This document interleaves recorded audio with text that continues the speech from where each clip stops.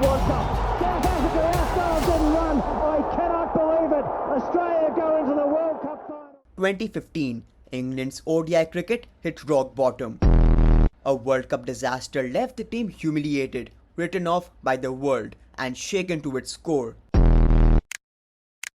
Critics were harsh, fans had lost hope, and it seemed like England's white ball dominance had completely vanished.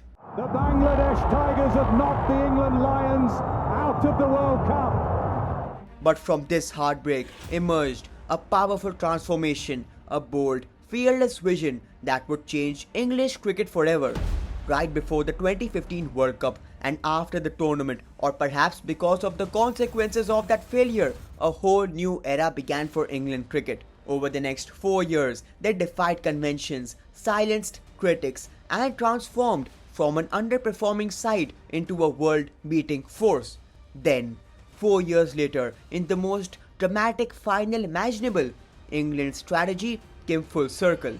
England have won the World Cup by the barest of margins.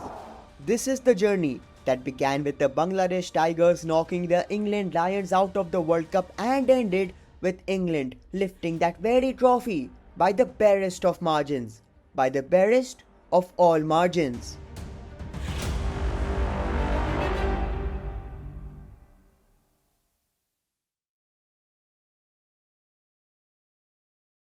In May 2015, Andrew Strauss was appointed as England's managing director. Before even meeting the media on May 12th, he called Eoin Morgan, who was playing in the IPL at the time.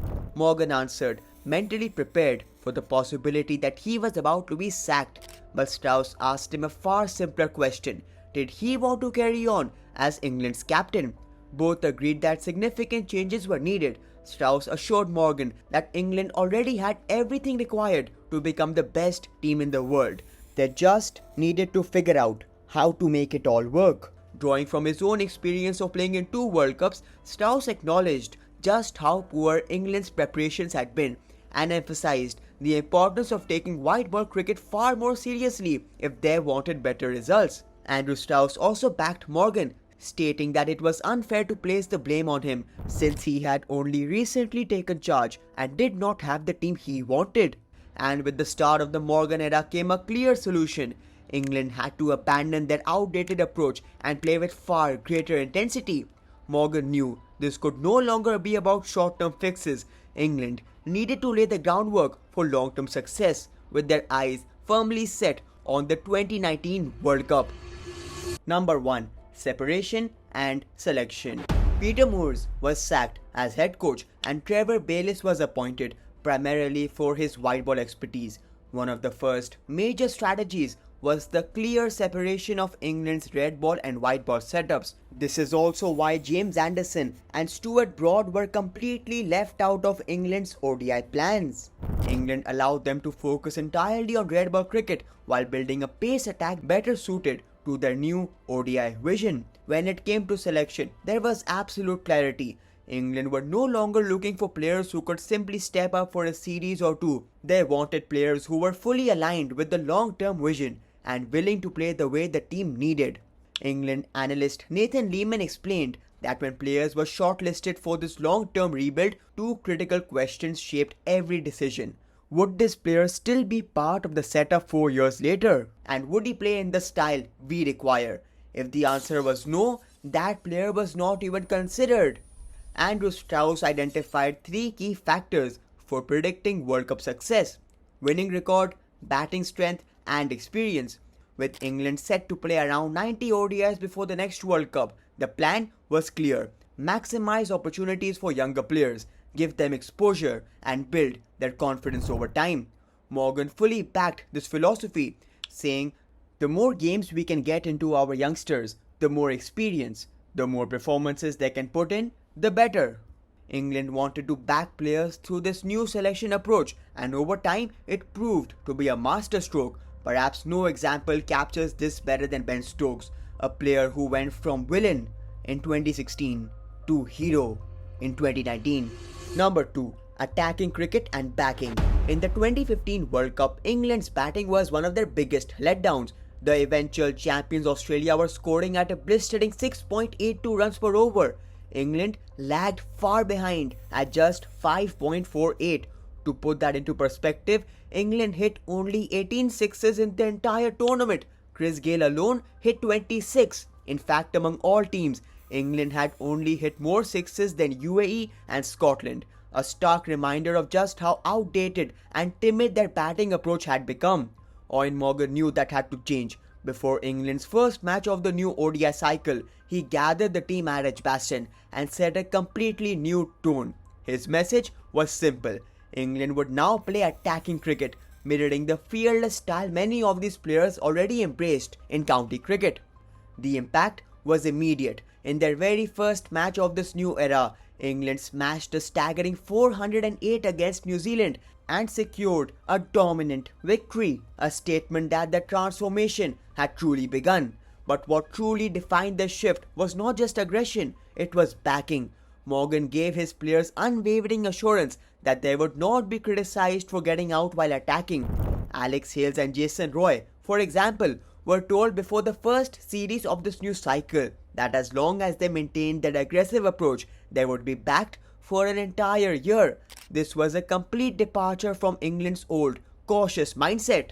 Moeen Ali's story perfectly captures this change. During the 2015 World Cup, he was caught at mid-off, with England at 62 for 1 in 9.2 overs. At the time, the plan had been to reach 50 without loss in the power play, with management prioritizing a risk-free approach. Even though England had already exceeded that target, Moeen Ali still faced criticism in the dressing room for being too aggressive. Fast forward to Morgan's era, and the response could not have been more different. In a similar situation, when Moeen walked back and said, "I should have just kept knocking it around," Morgan replied, "Next time, hit it out of the park." That mindset was revolutionary. Morgan wanted his players to play without fear, and he reinforced it constantly, even in practice, where he famously encouraged them to aim for the lights when going for big shots. More importantly, Morgan led by example, making his philosophy impossible to ignore. And this aggressive transformation was not limited to ODIs. For a moment, shifting to T20s, England's fearless brand of cricket was proving just as effective there too. In the 2016 T20 World Cup, England reached the final, and one of the clearest examples of the revolution came against South Africa, when they chased down a daunting target of 230 with 2 balls to spare. Number 3. X Factor. England quickly recognized that one of their biggest potential advantages lay in batting depth. Rather than relying solely on the top order, they prioritized building a lineup where contributions could come from virtually every position, ensuring they were always one step ahead of the opposition. Players like David Willey, Liam Plunkett, Chris Jordan, Chris Wokes, and even Adil Rashid regularly added crucial runs down the order, turning England's lower order into far more than just bowlers who could hold a bat. This depth often became England's safety net, repeatedly bailing them out of difficult situations when the top order faltered. But perhaps its greatest impact was psychological. For England's top and middle order batters, knowing they had a dependable lower order behind them significantly reduced pressure.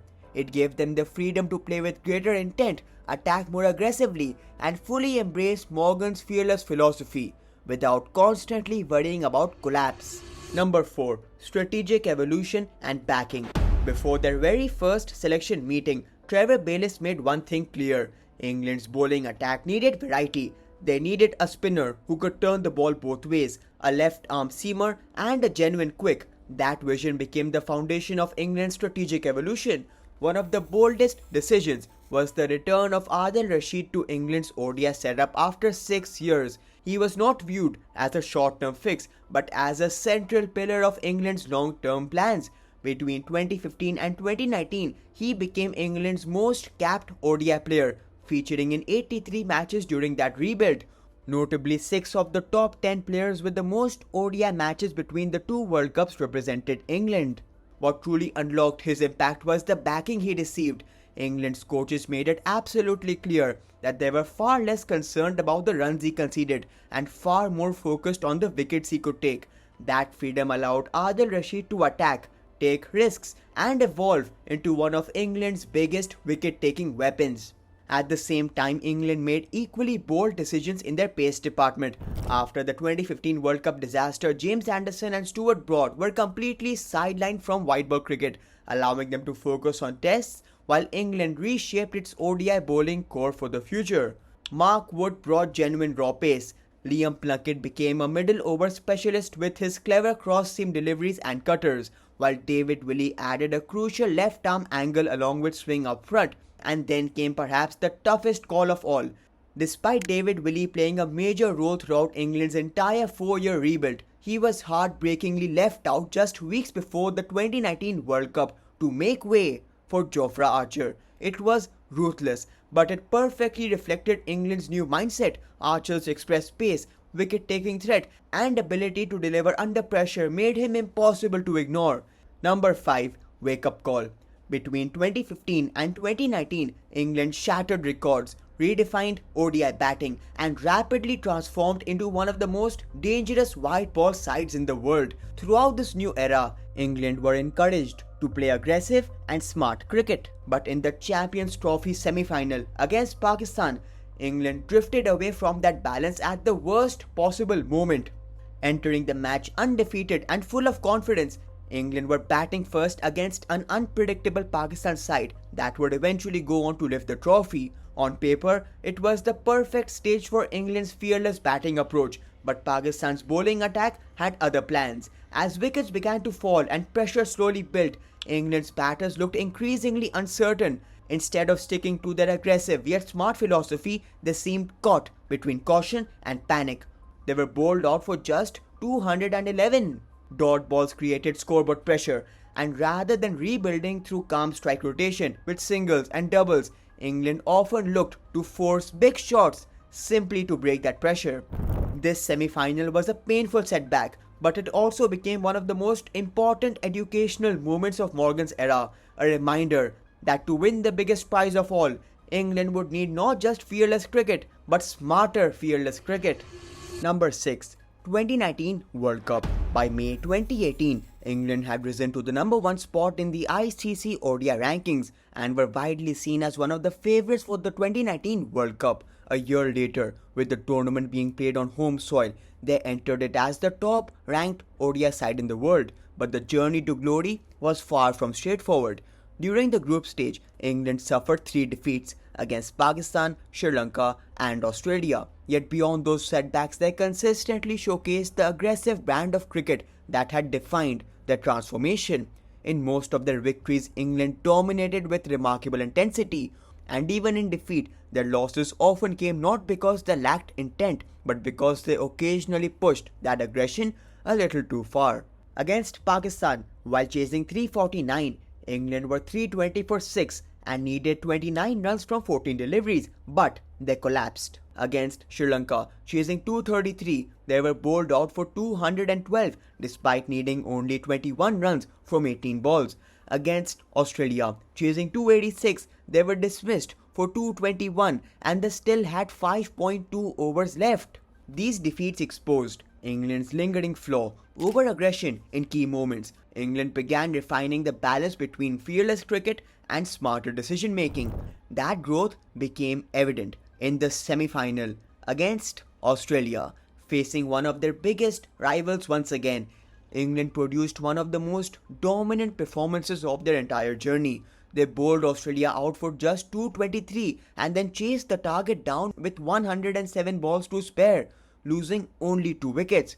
To dismantle Australia so comprehensively in a World Cup semi-final was not just a win, it was a statement. For the first time in 27 years, England were in a World Cup final.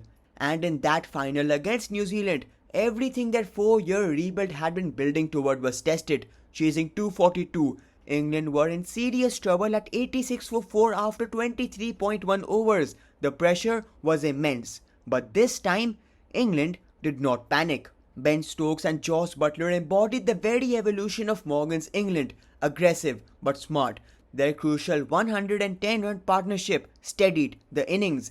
Then came the chaos, the tie, the super over. Ben Stokes played the innings of his life. Jofra Archer held his nerve in the super over, and England completed their extraordinary transformation. winning their first ever ODI World Cup by the barest of margins. By the barest of all margins.